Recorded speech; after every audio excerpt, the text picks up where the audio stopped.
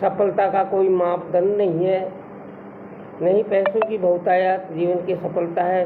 गलत सोच और पैमाना खुशियाँ छीन लेता है और 40 करके सभी व्यक्ति जीवन के एक बार तो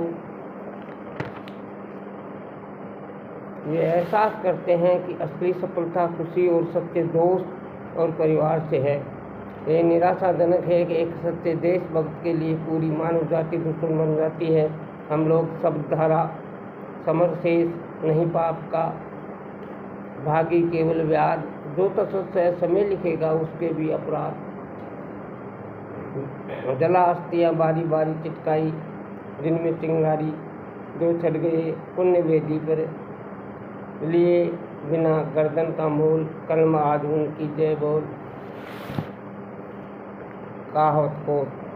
जो सुख छज्जू के चौबारे में, सोन बल्क बुखारे में, जो सुख अपने घर में मिलता है वह अन्यत्र कहीं भी नहीं मिल सकता है।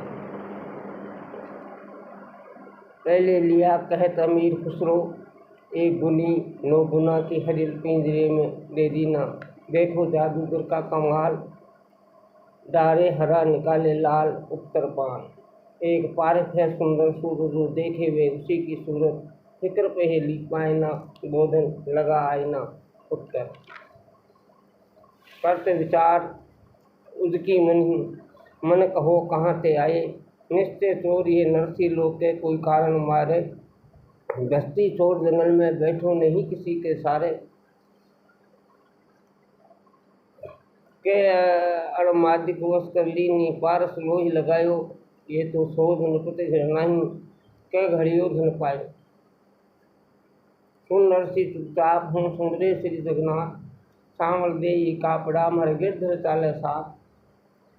साथ हमारे सिर धनी परमेश्वर परिवार। साधु मायर बात सूर्य हमारे लाभ। इष्ट भरोसो अति दृढ़ ने कामी निकलंक। शुभ सागर को आश्रय नरसी सदा न संग। कर बिनती थे नगर में साधु लिए बुलाए।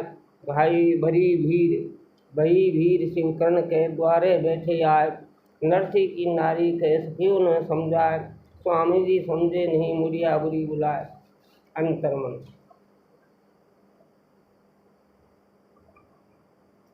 स्वामी दयानंद सरस्वती गंगा के किनारे रहते थे। वहाँ वे चिंतन करते थे। वहाँ अन्य साधु भी रहते थे। वे उनकी साधना से ईर्ष्या करते थे। उन्हें लगता था कि दयानंद उनके प्रभाव से कम न कर दे। इस बात से नाराज होकर सभी साधु ने दयानंद सरस्वती को भला बुरा कहा, लेकिन उन्होंने उनकी तरफ ध्यान नहीं दिया। अब तो वे साधु रोज उनकी निंदा करते और वे कुछ न कहते। एक दिन जब स्वामी दयानंद भोजन स्वामी जी ने फल निंदा करने वालों साधुओं के लिए भिजवा दिए। इसने घटनाक्रम में बाद में साधु बहुत लज्जित हुए।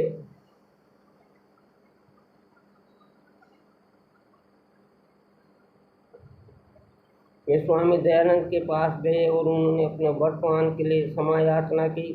यदि आप सही सुन रहते तो आप कठोर लोगों का हृदय परिवर्तन कर सकते थे, क्षमता रखते। शत्रुओं को जीतने का यही तरीका ठीक है। आप उनके साथ हमेशा अच्छा व्यवहार करें। ऐसा करने पर कभी न कभी आपका हृदय बदल ही जाएगा और वे आपके मित्र बन जाएंगे। अनमोल हमारे अधिकार बाधाएं पिघल जाएंगी अगर हम उनसे निर्दयतापूर्वक निपटने का मानस बनाएं। और इस संस्वर मॉडल भ्रष्टाचार की समस्या खत्म नहीं हो पाई है। अब तो ये नए रूपों में सामने आ रही है। इसका दायरा भी बढ़ गया है। नए रूपों में सामने आ रही है, इसका दायरा भी बढ़ गया है।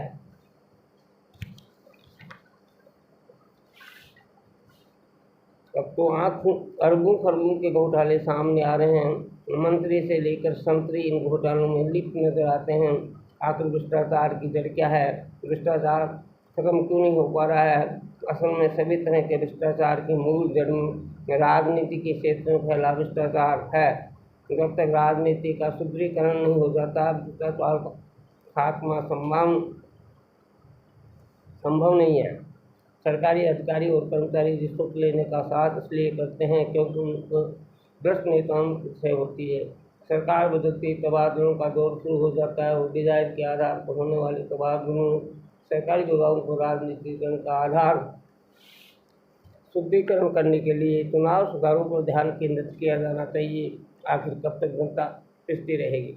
रमेश बोधला।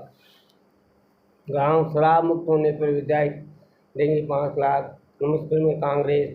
अगस्त प्रेस लिंक कंप्यूटर सौदे के मामले में उनकी अदालत ने जो फैसला दिया है उससे कांग्रेस की मुश्किलें बढ़ा दी है। कार्यकर्ताओं का निराश होना बड़ा कार्य है। प्रभु यीशु एक बार फिर झील किनारे दे रहे थे। उन्होंने कहा कि एक किसान बहुत से बीज लेकर खेत में बोने के लिए निकला। बीज कुछ रास्ते में गिर गए तो कुछ पक्षियों में चुग लिए, कुछ जमीन पर गिरे तो कुछ नम जमीन पर गिर कर अंकुरित हो गए।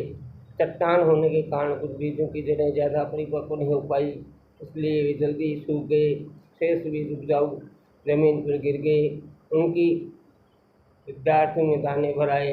इतना कहने के बाद प्रभु यीशु शांत हो गए। फिर थोड़ी दूर रुककर वे बोले, प्रभु का उपदेश देने वाला गुरु बीज बोने वाला किसान की तरह है। भक्त के हृदय में परमात्मा का संदेश रूपी बीज बोता है।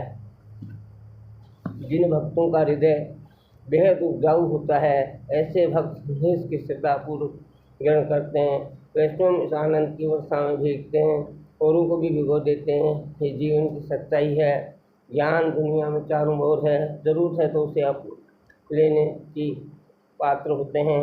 वे कहीं भी ज्ञान अर्जित कर लेते हैं और जो अपात्र होते हैं वे कहीं से कुछ अर्जित नहीं कर पाते हैं। अनमोल वचन कष्ट और शांति सहने के पश्चात मनुष्य अधिक विनम्र और ज्ञानी हो जाता है। लेना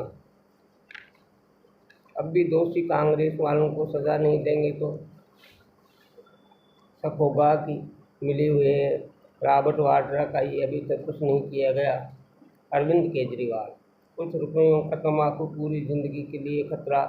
ये मैच कुछ रुपयों का तम्बाकू से धीरे धीरे जानलेवा बन जाता है। हम सभी को मिलकर इस जानलेवा तम्बाकू से हमारे देश को मुक्त कराना है। वापस हमें जीवन में तम्बाकू अन्य निजीली वस्तुओं को न सिर्फ को बल्कि सभी को बताने की कोशिश करनी चाहिए। मिलजुल कर काम करें, पार्टी को सुदृढ़ बनाने का प्रयास करें।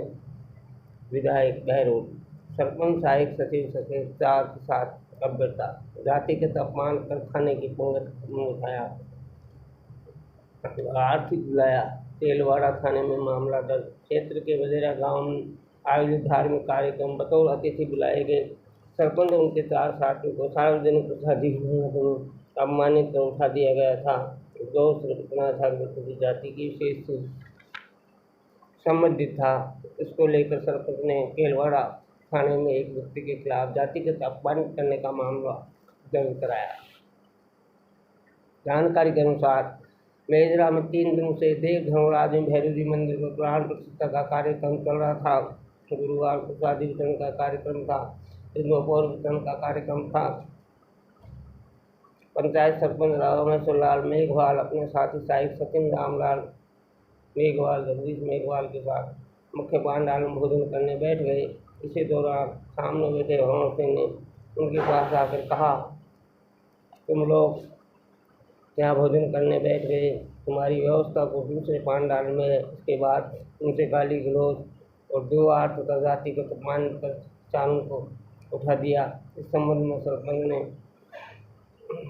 थाने में मामला दर्ज करवाया है। इसमें बताया भवन सिंह अपमानजनक से उनको पंगत में उठाया और जातिगत गाली गलौज की। पुलिस ने मामला दर्ज कर जाँच शुरू कर दी।